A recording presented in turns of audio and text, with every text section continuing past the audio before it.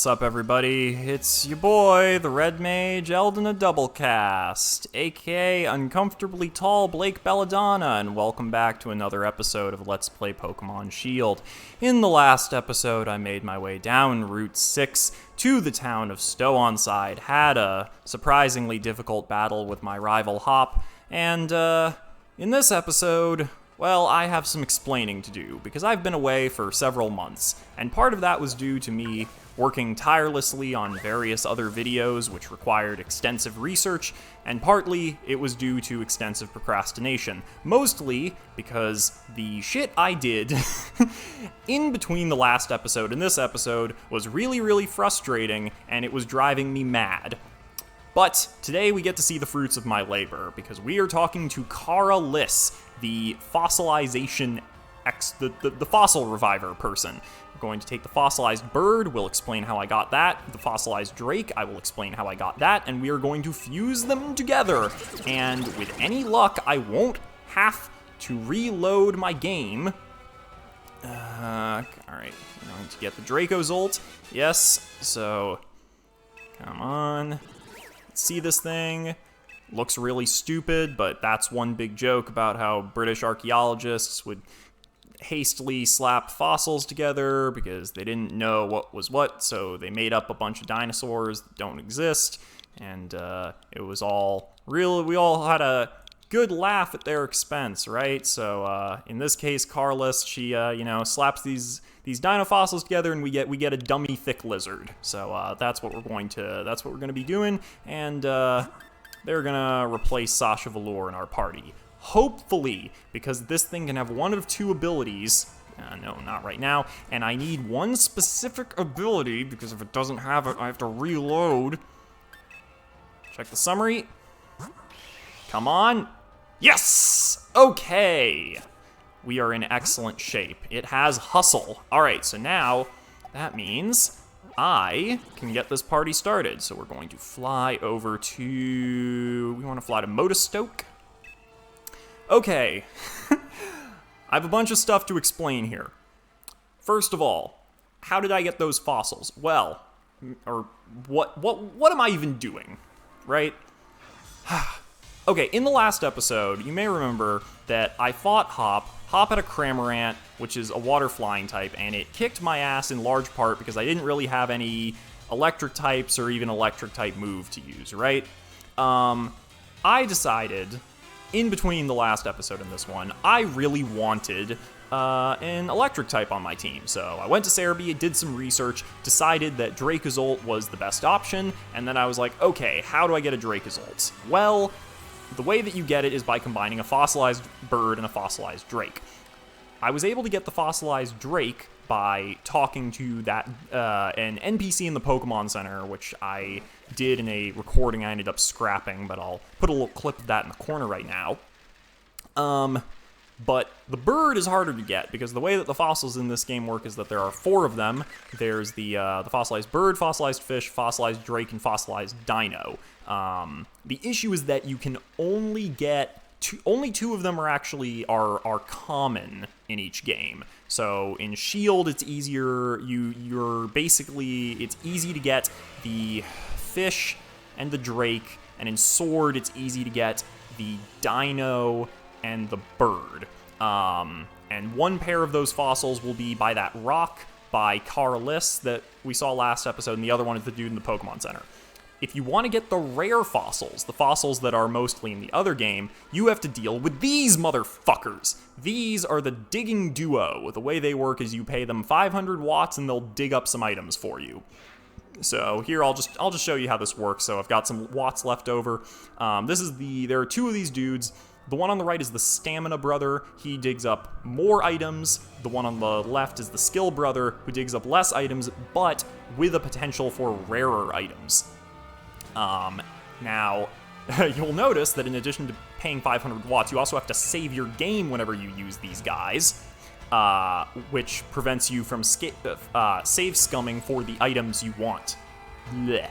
I'll do this just so you can see what this looks like, so we're going to save our game. Screen goes black. A rare bone, keep digging. Get a moonstone, keep digging. And that's all he's got. And basically, you do this over and over again, there's a very, very low chance you will get the fossils you want. So that's what I was doing off screen this whole time. Sorry, my TV's a little loud. One second. That's a little better. Okay, so that's what I was doing in between the last episode and this one, which is grinding up watts, spending it on this dude, watching him give me useless evolution stone after useless evolution stone, getting mad at the game and not picking it up for a week, coming back to it, repeating the process, and just being generally a salty bitch the whole time.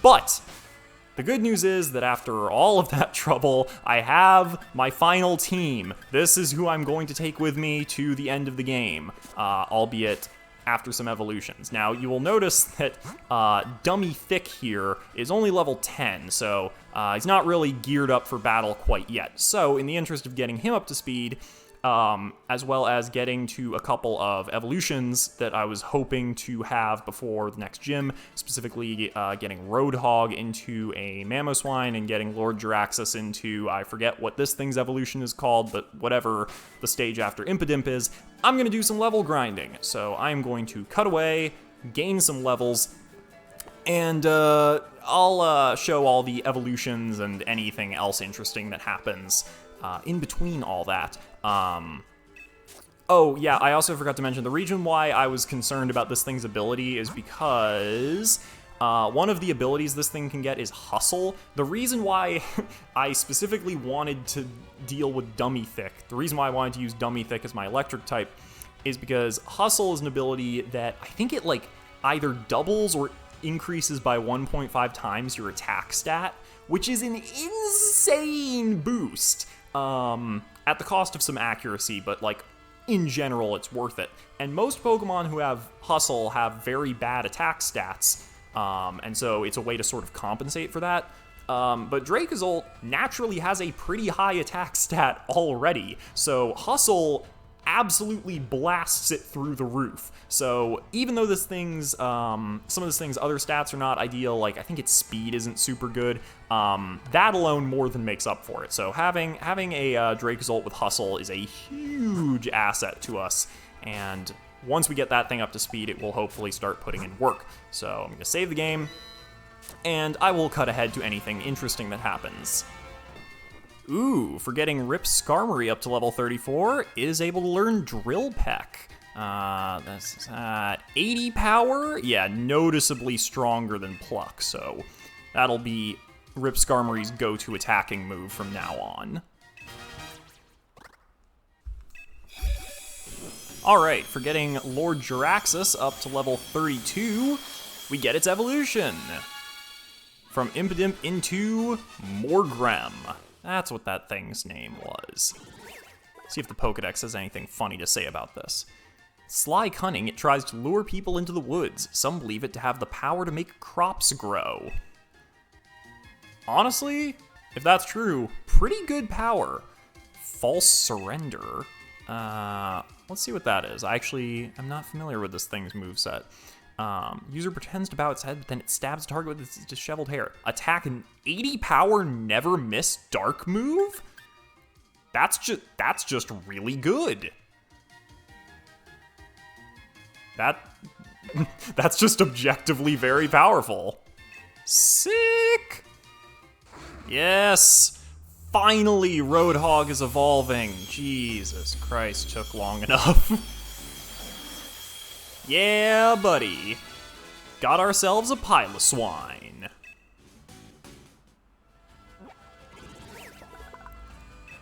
Although its legs are short, its rugged hooves prevent it from slipping, even on icy ground. Oh, I've waited so long for this. Wants to learn Ice... Oh, thank God it gets a decent ice attacking move as well. We're going to replace Actually, Flail.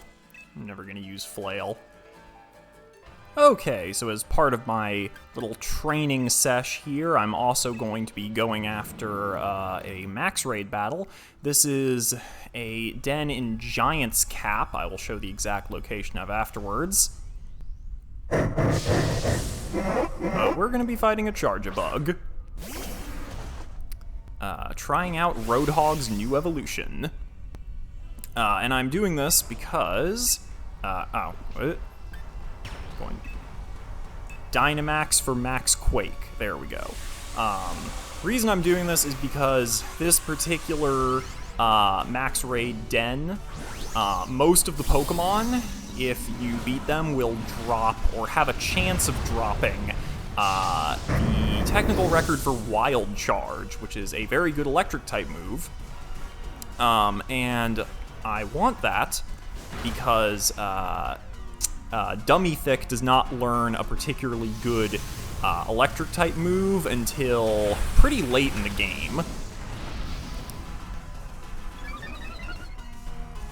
So because of that, I want to get something for it to use in the immediate future, since it won't be grossly overleveled for too much longer. We are going to have to actually use it in battle at some point. Now, unfortunately, this thing... yeah, so you guys are just going to dick around. This thing is bug type. It is half bug, so it is not actually weak to ground. It's just neutral to it, but thankfully Max Quake still does plenty of damage. Oh, it's been a while since I've had to do actual commentary. And it explodes. Sure, why not catch it? I think it's nighttime, right? I can get a Dusk Ball on this thing. Yeah. Might as well. Love me some Dusk Balls.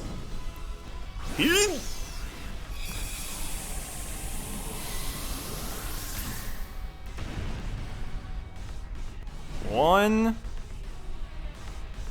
two, three. Agonizingly slow, but we got it. Alright, now, will I get what I am looking for? Yes! I got the Wild Charge TR! Oh, today is a good day. It is a good day to be double cast. Thank the Lord. Okay. This is going directly to the box. Yeah, so this is the Max Raid Den I used. I believe this is Common Den 24 or something. I have no idea how they number the Max Raid Dens. But yeah, it's this one in Giant's Cap is the one that I used to get this. And this wasn't actually a natural occurrence. I used a wishing piece that I got earlier when I was doing all of those digging bros things, because occasionally they can give you a wishing piece, which is obviously pretty sweet, just not what I was looking for at the time. Alright, and now with that out of the way, I'm going to teach that to Dummy Thick off screen and head back to Stow-on-Side. Alright, I've made my way back to Stow-on-Side. Now before I go any further, there's one more thing I want to do, which is I'm going to check my Pokemon's memories. Specifically, we are going to teach Roadhog a new move. I'm an idiot. Not check their memories that remember a move. God, it's been so long since I've played this game. Oh my god. Slowly losing my mind. Anyway, we're going to teach Roadhog Ancient Power. Not because it is a good move, not because we want it to know Ancient Power, but because Roadhog, or Mamoswine, is one of a very small number of Pokemon for whom the evolution condition is to level up while knowing Ancient Power. So now, rather than having to wait around for this thing to get to its third stage, and who knows how many levels this would take for most Pokemon, we can just boost it up right now. Straight to 35. And there you go. So, Mamoswine, that was your one battle as a Mamoswine, was that Max Raid battle we had earlier. And now it goes straight to Mamoswine. One of my favorite Gen 4 Pokemon, and I love me some Gen 4 Pokemon. Oh man, this thing is 8 feet tall. That's so metal. I love it. Love this thing. It wants to learn Double Hit. We're not going to do that. That is not a particularly great move unless you're an Ambipom. But that's a corner case. Yeah, look at that. Let me pull up this thing's stats so we can see how much this has gone up. I think Roadhog had 47 attack last I checked, while it was a Swinub. What's that now? 107 attack. Oh man, yeah. This is why I was getting so impatient. This is why I wanted this thing on my team, but why I was getting so impatient with it.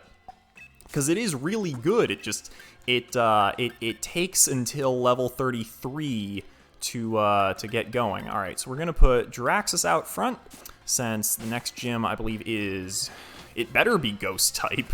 If it's Dark type, I'm fucked.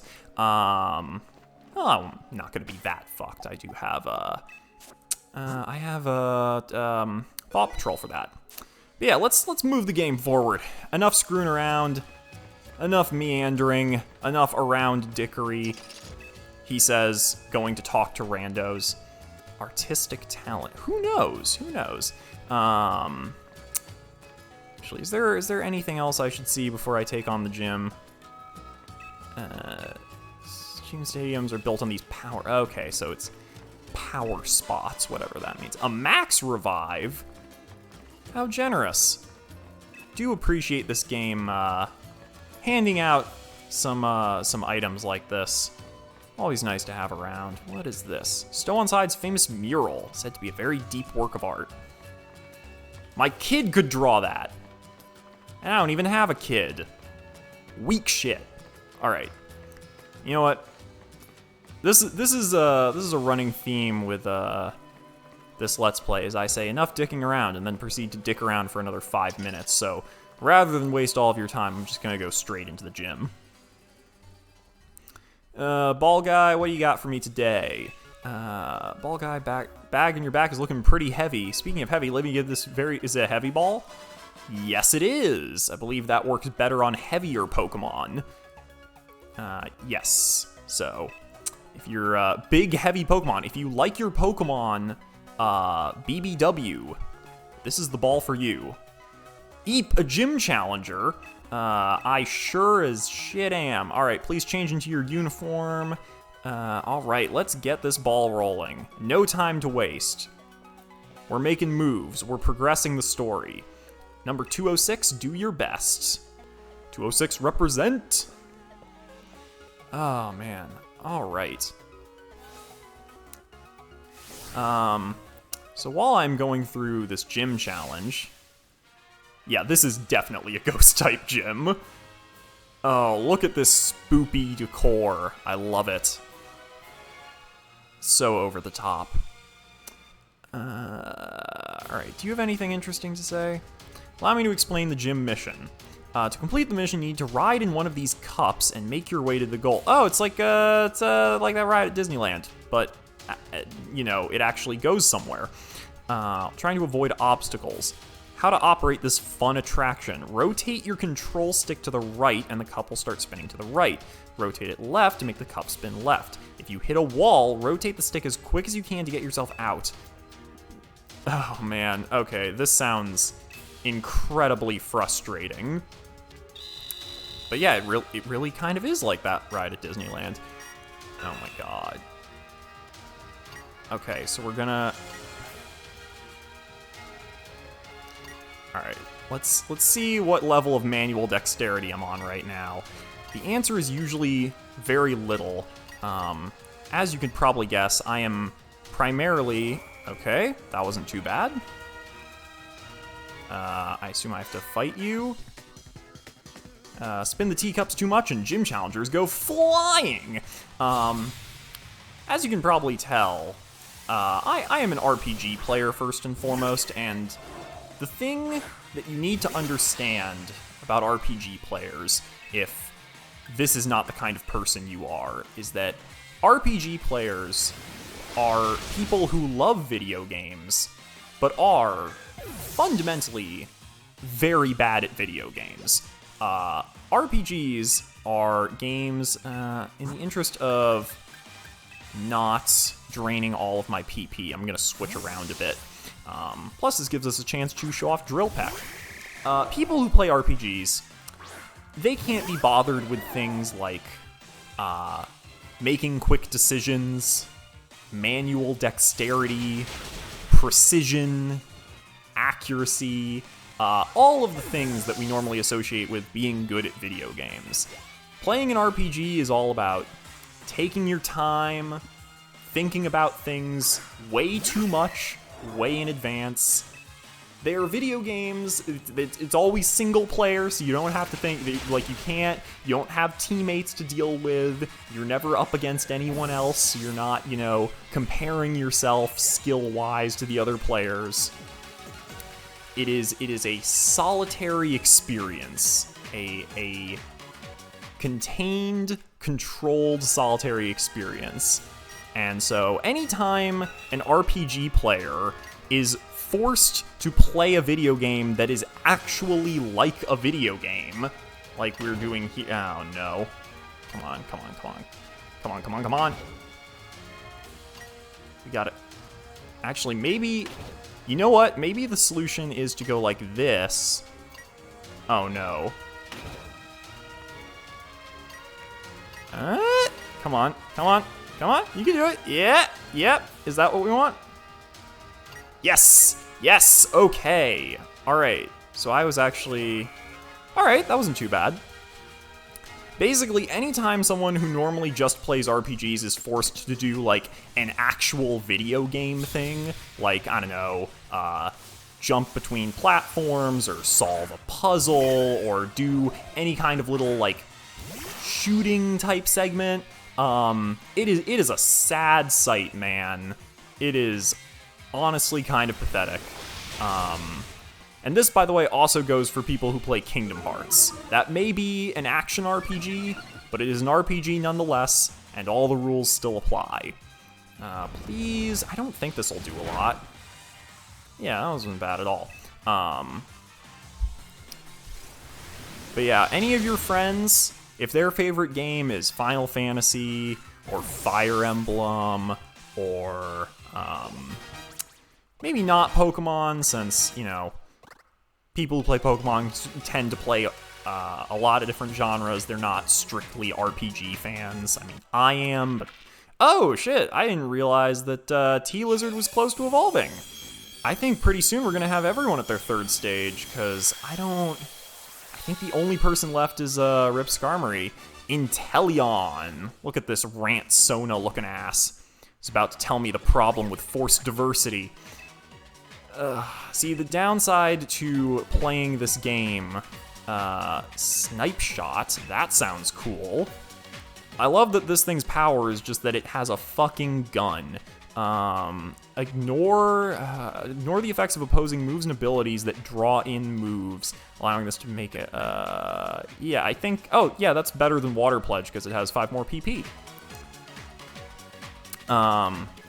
Also, that's kind of cool. So it's immune to water absorb. But that's a corner case. It's a very niche circumstance, so I'm not going to concern myself with that. Okay. Now we're going to see... Will this bounce me correctly? Yeah, so anytime someone who only plays RPGs is forced to do something like this, you're, it's just sad, man. It's just very unfortunate. Oh, okay, so there's only one way to do this. Now, the question is, if I go to that hand on the right, does that just send me all the way back to the beginning, or does this help me progress? Like, did I just screw up? Okay. Come on! Penis. Okay, come on. I feel like I'm playing... This feels less like the Teacup ride and more like I'm playing, like, what is it, Pachinko? Oh, okay, I think... You know what? I've been doing this wrong because I had my whole hand on the controller, and that's not what you're supposed to... Okay, sure. Key was to just take my hand off it and just use my finger. Like, because I was using my thumb on my left hand when I should have been using my, index finger on my right hand. You don't need to know any of this. This is unimportant. I feel like I should just be talking about my life. It's been months. It has been months since I have played this game. Well, I guess we won't be switching out anytime soon. That's not a concern. Nice. One-shotted. That's what we like to see. It has been months since I've done anything with this game. I don't think I can switch Pokemon, nor would I want to against a Drifblim. This thing might have Aftermath, which would be mildly annoying, but nothing we can't deal with. Oh. That's obnoxious. Yeah, I guess we just have to use False Surrender again. Thankfully, that did not deal a lot of damage. For a 2-turn attack, Phantom Force, not super impressive. Now, I am going to just bet that you will use an attacking move, and hopefully I will be correct. Yes! Beautiful. It doesn't even have Aftermath. Even easier. Some Drifblims have an ability where after you KO them, they deal a little damage to you. That one, thankfully, did not. Okay, so I think I might as well just heal up while I can, because I think we're probably close to the gym leader here. Where's my lemonades? Oh, I'm actually running kind of low on lemonades. Should restock on those next chance I get. All right. Yeah, I feel like I should update you guys on, like, should be, like, telling stories about my life or something. I don't feel like that much interesting has happened to me. Let's see here. Since the last episode, I moved out of that apartment. I have my own place now, so I'm not living in anyone's living room anymore, which is nice. Been loving this new place. I got oh my god, I got ridiculously lucky with the whole, oh wait, Alistair. Malster, here you go. Is that it? Is this all this small child has to offer in terms of lead-in? Sure. I mean, I'm not going to complain about getting us to the main event faster, that's for sure. Alright, he's starting off with a Yamask. I believe this thing is Ghost Rock type? Alright, because it evolves into Cofagrius. the Pokemon whose name makes me nervous to pronounce it. Wait, what is it? Oh, that's annoying. Disable. Okay, that's convenient. Alright, can this thing use an attacking move? Because I don't want to restore my PP. Nice. Beautiful. Real easy. Easy, breezy, beautiful. Yeah, I got very lucky with this whole, Mimikyu. Mimikyu is Ghost Fairy, which means it's only weak to shit I don't have. So I'm just going to use Roadhog and just try to, like, power through it. And we'll just see how that goes. We're you know, suboptimal situations. It happens.